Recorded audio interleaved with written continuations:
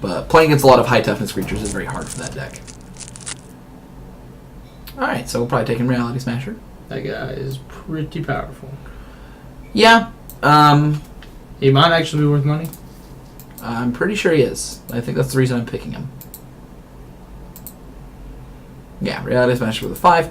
He's also a playable card. I think that the actual best card in this pack is either Devour in Flames, followed by Saddleback Legak. I think Reality Smasher is just so powerful. You've got to run colorless, and there's not a very good chance. I mean, It's just like running any other color. No, because you don't get to just put in waste out of your board. There's not a whole bunch. A fifth of the colors aren't colorless. Like, there's a real cost to running colorless. It is not necessarily. I don't know. easy. I think you just have to draft for it if you want to play it. Well, we've got the opportunity, but like when we had the Thought Knots here, did we really see the color support to put in our deck The Thought Knot Seer? that we drafted? No, we didn't see it that time. No. Yeah, so you know. I don't think the Oath of Chandra's worth anything. Nope. Don't think they would have passed it. If we're playing colorless cards, we should emphasize powerful colorless cards like Stalking Drone and Kozilek Shrieker. I'd rather have Stalking Drone than Kozilek Shrieker, but if we're going to play colorless, let's pick colorless cards. That's where I'm going with this. There's actually more black colors cards than green colors cards, which just makes me like Kozilek Shrieker better. Stalking Drone's a better card than Kozilek Shrieker. There's more colorless cards in black than there's in green. Flame Tendrils is also pretty powerful. Yeah, but I don't want to run double black in my deck that's also running one colorless. I don't think it matters that much. I mean, we can always cut Reality Smasher. If we're just going for the most powerful card in the pack, it's probably Flaying Tendrils. I don't even think it's that good against a lot of decks. I'd rather just pick a creature. We can build a more controlling deck around Flame Tendrils. We don't have to, though. I mean, you can take one of the cards you wanted. Let's try... let's just take the drone. Alright, Bale's no. I'm very happy with that. I like that card. I like this card a lot. I think the next closest card is probably the Gravity Negator, which is not I very like close. Gravity Negator a lot, too. So Yeah, I think Gravity Negator and Cinder Hellion are close. The Negator's a little bit better. Requires you to be in 2 colors. But the Null Null is pretty powerful. The Null is probably the strongest card of all the cards we have so far. Is the Spires worth anything? I don't think it is. It's not worth picking over the Legak. I'd like to be... The Legak tells me green's probably open again. Yep. I would like to... Now, I like Birthing Holt if we're going the colorless route, but we don't necessarily have to do that. I'd rather take the Legak anyway. Yeah, I'd rather have a 4-drop. I think that your first 3 Legaks are better than your first Birthing Holt. I take the 4th... Really? That much more? I mean, the other thing is, like, okay, we had Birthing Well, Holt. what about the Envoy? I like the Envoy probably more than I like the Legak. I don't. I like the Legak a lot better than I like the Envoy. Well, I hope the Envoy comes around. Well, let's just take that, because that's pretty good. Okay, so we're going to be in probably a slower, grindier deck. Is that an uncommon? It is an uncommon. Okay. Not sure if we're playing Reality Smasher, but I do know that if we get to repeatedly play Reality Smasher, we'll smash some realities. Okay, so we may or may not be splashing for the black, but I think that Netcaster Spider is good enough that I don't have to take the auxiliary. Yep, I like that better too. And when it helps our curve out more. Okay. I like the Pulp, and I like the Crumbling. I like the Drone. I think Death Touch is The Drone better. is better. Yeah. I don't think we're going to be super, super aggressive. Just having 2 Bale Nulls already makes me make the game want to go longer. It's interesting we're in black-green again. I don't think black-green is actually one of the better color combinations. I think last time we ended it because we had a couple of very powerful black cards, and green was very open. I think Saddleback Legak is a reason to be in green. Like, every time we played it, if we curved out at all, I felt like we were in a commanding position. So we're trying to take stuff that ramps us, correct? It doesn't have to ramp us. We can take cheaper cards, but we are going to take this Translator. Well, so what sort of deck makes the Null work the best? Because that's what we should work towards building. It works well in decks where you get a lot of value to creatures, something like a Legak.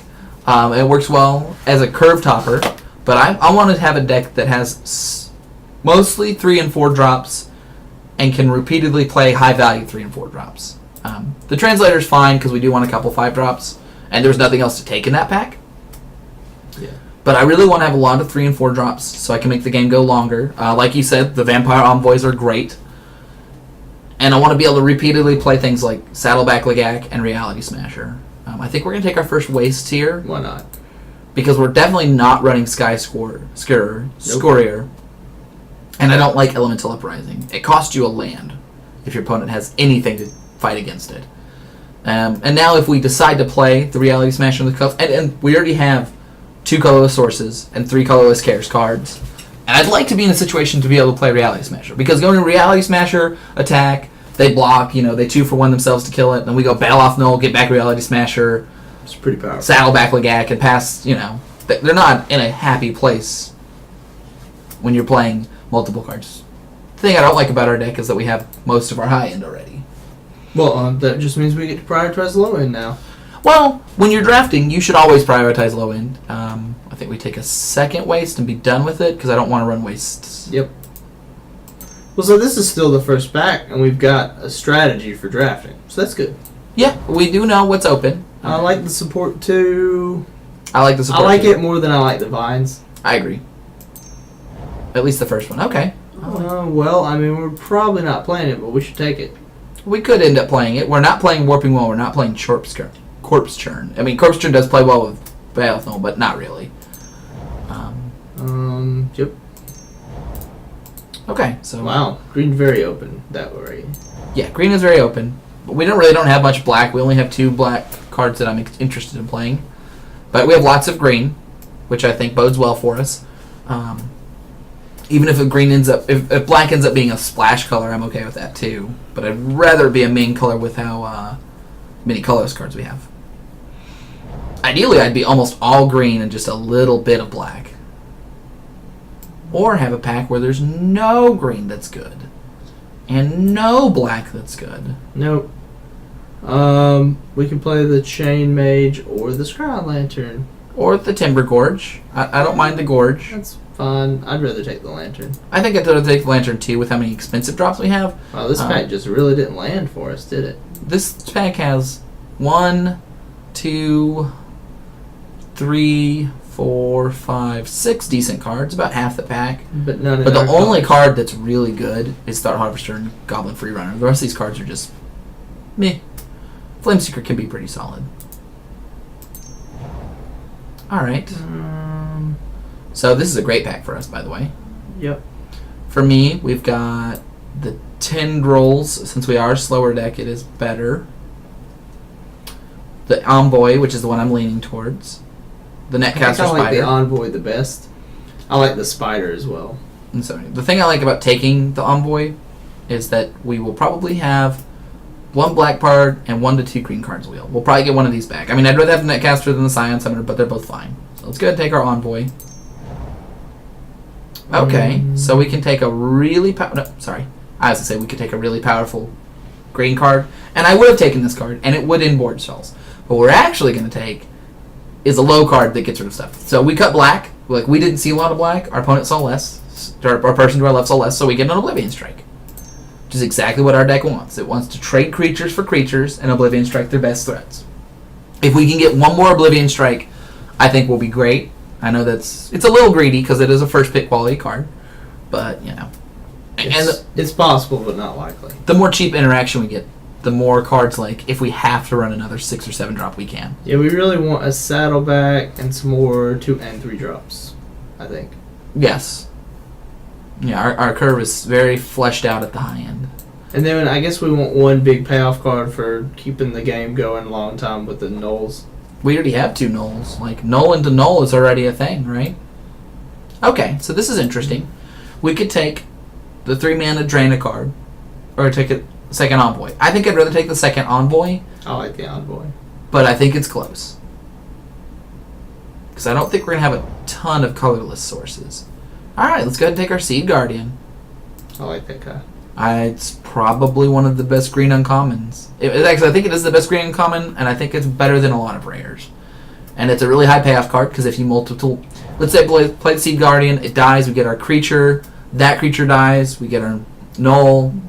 Summoner? Yeah. That seems like the best. We're just not playing a lot. Green-black just doesn't have a lot of allies. We do have 2.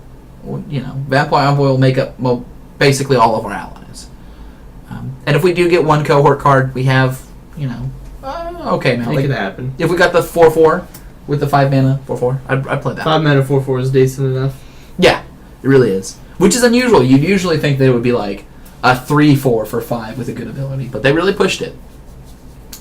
Yeah, well, you're paying so much to use the ability that it could just easily not be there. So do we want to get the Hedron Caller or the Loam Larva? This one's going to ramp us. This one's going to fix our mana. I think I'd rather have the first Loam Larva because it gets black, green, or colors, but I do think Hedron Crawler is a more powerful card. I think Loam Larva is best in our deck, where we have Waste and Swamps and Forest to go get. Alright, I think I'm going to take my third Baloth Null. That's pretty impressive. You can never have too many Baloth Nulls. That might or might not be true, but I'm going to pretend it's true forever and continue to always until take we're told wrong, yeah. Like, I could see dropping the Translator and just running 1 5-drop in them. All these 6-drops. Because the thing about Baloth Null is when you kill one and there's another one in your graveyard, you get it back. I don't even know what happens when you have 2 Baloth Nulls in your graveyard and they kill both of them and then you double Baloth Null. Like, you got a creature and then you in the future get 4 more creatures. In addition to the other 2. So it's like a future 6 I for guess we 50. could take the third Wastes. Nah, let's just not play against the Sweep Away. The other card doesn't affect us, so. And the thing I didn't draft, I ended up playing blue-green, and I ended up sweep awaying my own Baloth Null. I did it on top of my library, so I didn't deck myself against an opponent. It was real sweet. It's probably the sweetest play I'll ever make. It felt sweet. Alright, so I was right. Let's go ahead and take our Scion Summoner. And see, that's why I'm so happy with the 2 Envoys. 2 Envoys, 2 Scion Summoners, a Netcaster. We're not losing to multiple creatures or flying. We're not taking Untamed Hunger. Let's go ahead and take the Entangler and just not play against blue. Actually, probably... doesn't matter. Alright, so I'm liking how this looks. Our creature counts come up, which was what I was worried about before. 1, 2, 3, 4, 5, 6, 7, 8, 9. Almost all of our creatures are really nice to get back at their cost. I think the worst one... Seed Guardian's pretty powerful if it dies and comes back. Well, you know, Slaughter Drone is a Death Touch creature we can play twice. Hey, I like that too. Loam Larva, we'll probably not want to get it, but if we need to get a colorless source, it can get us a colorless source the second time. The Drone's fine because it pumps. The Envoys are fine. The Netcaster is fine. The Summoners are fine. Both our 4-drops are great. I mean, I like how this deck looks. I'm not sure if it's good. So we seem to draft okay every time, but we haven't won one yet. I've won some. Off stream. Well, then it doesn't count. I'm hoping that this one goes the distance. We haven't drafted any decks that I felt like were train wrecks. You know what would really make our deck better? Grip of Desolation. I believe you're right. Let's go ahead and take that grip. I'm hoping Spawning Bed won't wheel. I'd happy to take that. Kogo's Chandler will be fine in our deck. A lot of mana is nice for the Baloth Nulls. Myers Mouse will be nice. The Stalwart's actually not bad either. But let's go ahead and take the ultimate 2-for-1. Alright, so I think we're going to Spite Brad and take Pilgrim's Eye. So I like the Ranger as well. I like Evolving Wilds or Pilgrim's Eye because we're running 3 colors and they both get all 3. Well, so I like Evolving Wilds better than I like Pilgrim's Eye. Alright. There's another Brood Butcher. Is there something else that's better? There's... Do we have enough colorless creatures for that? It doesn't matter. It's just a 3-mana card. We don't necessarily need more. I just don't know if we need more 5-drops, but I'd rather have the Brood Butcher 5-drop, yeah. than the Translators. Let's take the Translator out. Alright, let's try to get some cheap cards. I like the Invoker. And that's about it. I can be convinced to take Transgress the Mind. I could be persuaded to take Mindraker, but I think you're right that we just take a 2-drop. Because when in doubt, take the cheaper card. Okay, Sledgecrawler or Plummet are the cards I'm looking at. And Plummet loses some value for me because we have 2 Envoys. 2 Envoys and a Netcaster Spider. I'm never happy with Sledgecrawler. I'm never disappointed in it, though.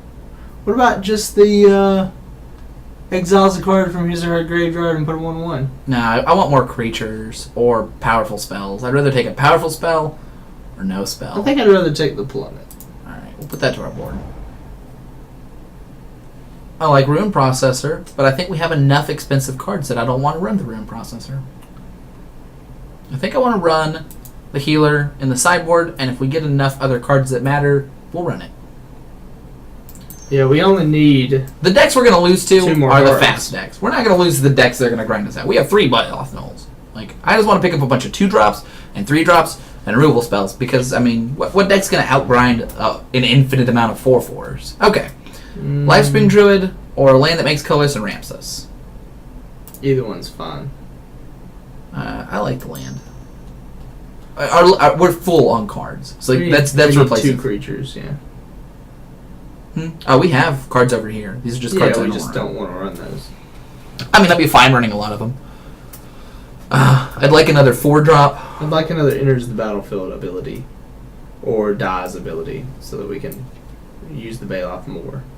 Alright, so I think we just run 1 wastes. Do we have anything that cares about double wastes? And the answer is no. No, we have 1 Reality Smasher, we have 1 Slaughter Drone, and 1 Stalking Drone, and that is it. We're already running the Lantern.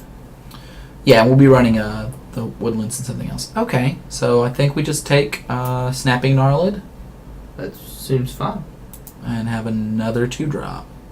Or we could take Unnatural Aggression, but we don't really have that many big creatures. Not sure how much I like Snapping Gnarlid. But let's go ahead and put our spells over here. How many creatures am I really? So we've got 1 piece of removal, 2 pieces of really good removal. That makes me less inclined to want to play a combat trick. Makes me want to run more just powerful raw spells. So I like running Lead by Example because it makes 2 of our creatures bigger. Alright, so we can take the Stalwart as a 2/3, or we can take a second Plummet and really kill some flyers. Do we need another creature? Do you think a 2/3 is better than just running another? Yeah, it probably is actually. Okay, do we want Marasa Ranger, or do you want a bad fight spell? Let's go ahead and take the Ranger. That's what I was going towards, but I was very close. Alright, let's trim this down. So I think we take the vines out. I think we should run 18 lands, so I think we should either take out... Alright, we'll put that to our sideboard. So we've only got 4 spells, so it's either one of those or the Lantern. I definitely like the Lantern. For me, it's either Lead by Example or Stalwart, and I think I'd rather just cut... maybe we just cut a 2-drop. Maybe we just cut Snapping Drawing. I mean, our curve is 4/4, a bunch of 3-drops. We could run Blister Pod, but I don't like it that much. Doesn't it make a creature when it dies? It just makes an Eldrazi Scion. Like, it's not really worth playing. It's not worth the slot.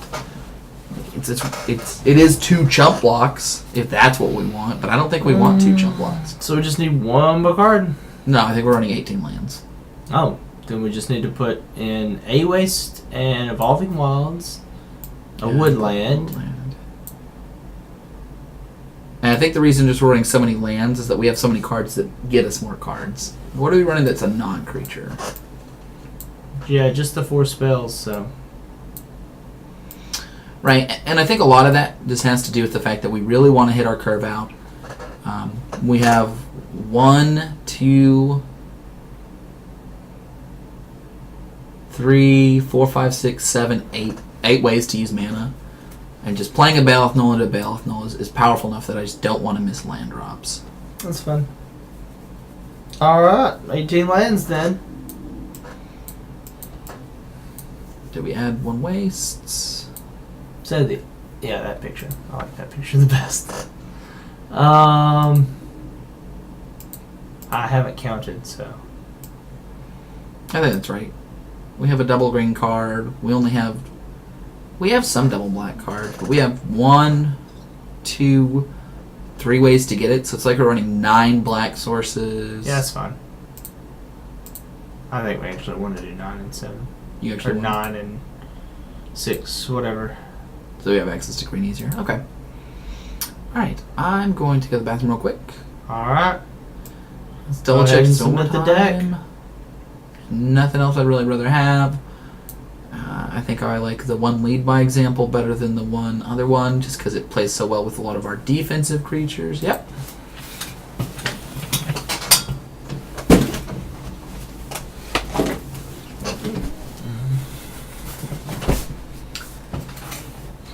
So usually it doesn't show us the deck after we've hit submit. I like this. I like this deck, as I like most of our decks, but who knows how far we'll actually go.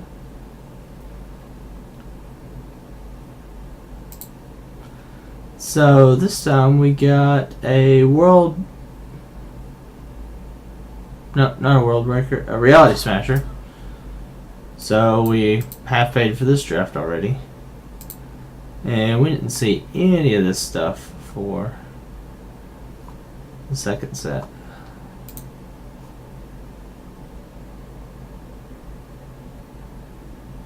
So I've actually still not seen the Kiora.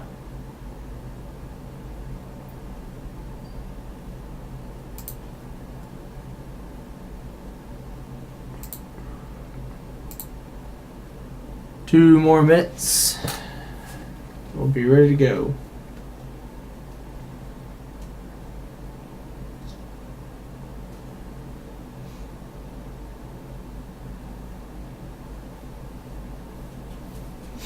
I'm gonna let Daniel talk now because he's better at talking.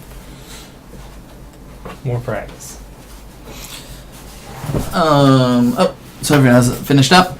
Okay, so let's talk about different sideboarding options. Obviously, we have this really nice package against flyers with the vines, the giant mantis, and all this. But we also have a nice anti-aggro one. If we really need to slow the game down, then we can bring in these cards right here. But also, the mantis plays double duty there, being another slowing the game down 4-drop. Another one. I could actually be convinced to not run the Ranger main deck and run to the Mantis, just because the Ranger does less defensive work than the Mantis, and I think that slowing the game down is more important.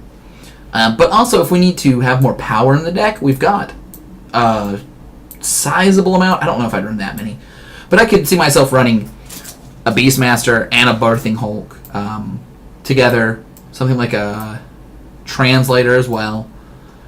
The thing is, I can't see too many situations where we're cutting the Nulls and the Grip of Desolation, just because they're so powerful the game goes longer. But if we needed to adjust the curve down, we would probably cut 1 to 2 Nulls and just run on 1 Null and a bunch of kind of effective creatures. Hopefully this match soon. And it's been a pretty good... We've been pretty lucky getting the Kalitas, which is, $19, and then also the Reality Smash, which is $5, puts us at $24. So, we've overpaid for both of the drafts. We've kind of exceeded expected value. Alright, so we just got a couple minutes there. We really haven't seen anything exciting.